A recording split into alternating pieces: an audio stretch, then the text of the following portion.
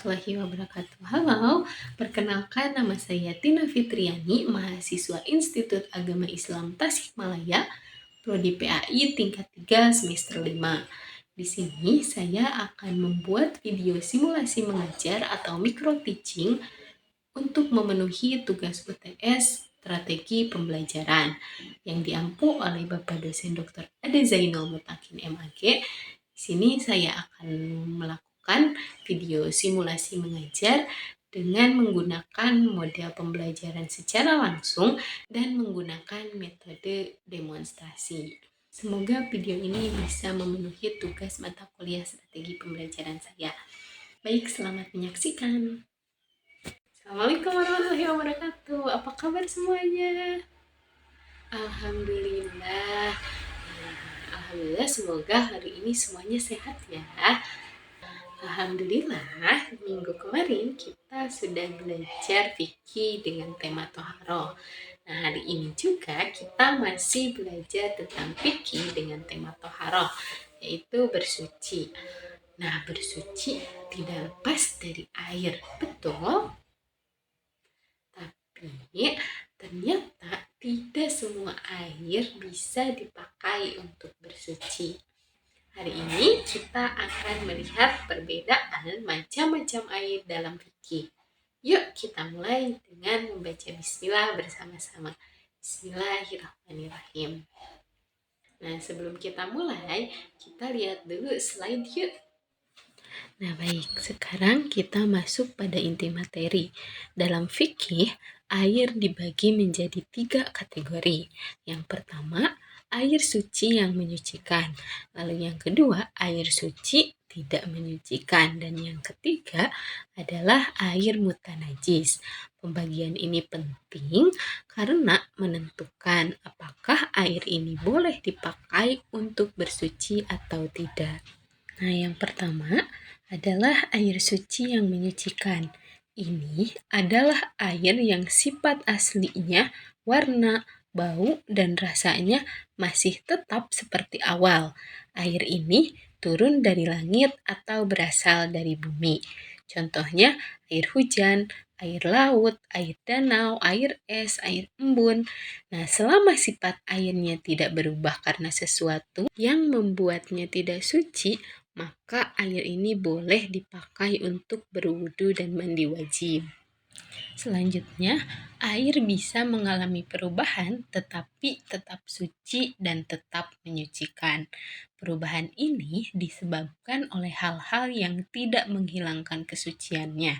Misalnya, air yang berubah karena bercampur lumut, sedikit berbau tanah, atau warnanya berubah karena faktor alami. Ada 5 penyebab perubahan air yang tetap suci. Secara rinci, ada 5 perubahan yang masih dianggap suci dan menyucikan.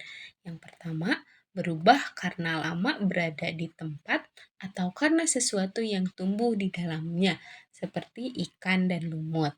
Yang kedua, berubah karena benda yang ada di tempat air itu berada, seperti debu, kapur, atau garam.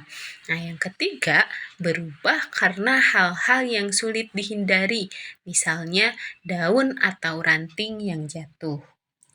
Nah, yang keempat, air berubah sebab karena lapisan wadahnya, seperti tong yang dilapisi TR. Yang kelima, berubah oleh bau benda suci yang berada di dekat air, seperti minyak zaitun atau za'faran. Berikutnya adalah air suci tetapi tidak menyucikan. Ada 3 jenisnya. Yang pertama, air yang berubah banyak karena benda suci, seperti gula atau madu.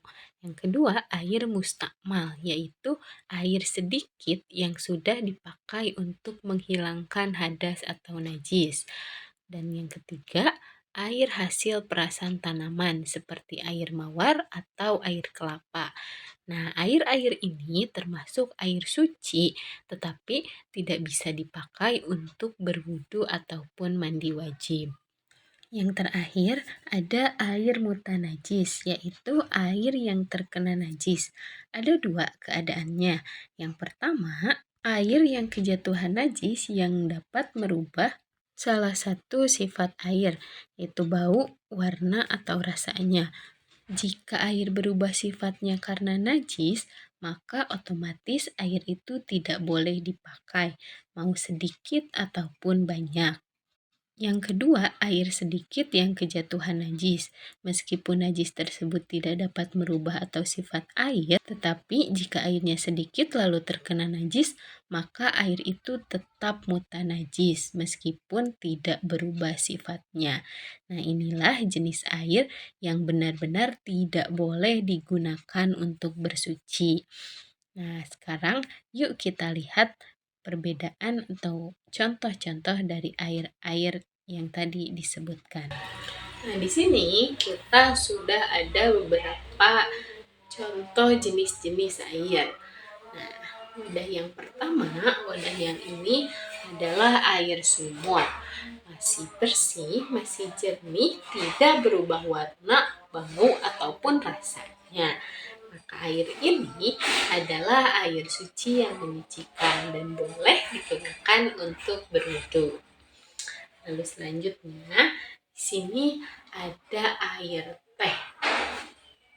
Meskipun air ini suci, tetapi sudah berubah warna dan rasanya. Maka air ini disebut dengan air suci, tetapi tidak menyucikan. Jadi tidak bisa digunakan untuk bersuci. Ada juga air suci yang menyucikan itu yang disebut air mustakmal, di mana air itu adalah air yang habis digunakan atau air yang sudah digunakan untuk bersuci, maka air itu tidak boleh lagi dipakai untuk berwudu. Nah, lalu selanjutnya di sini ada air najis atau disebut juga dengan air mutanajis, air yang sudah terkena najis meskipun sedikit. Warna, rasa, dan baunya sudah berubah. Maka air ini tidak bisa digunakan untuk bersuci. Nah, jadi anak-anak, tidak semua air bisa kita pakai untuk bersuci.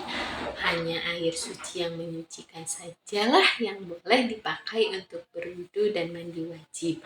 Contohnya air hujan, air sungai, air laut, air sumur, air embun, air teh, air kotor itu tidak boleh digunakan untuk bersuci. Dan perlu diingat juga, air yang sudah digunakan untuk bersuci itu tidak boleh digunakan lagi untuk bersuci. Jadi anak-anak, dalam Islam kebersihan dimulai dari air yang kita gunakan. Ya, maka dari itu mari kita jaga air agar tetap bersih dan suci, karena dari situlah ibadah kita dimulai. Alhamdulillah teman-teman, hari ini kita sudah belajar tentang macam-macam air yang bisa dipakai untuk bersuci.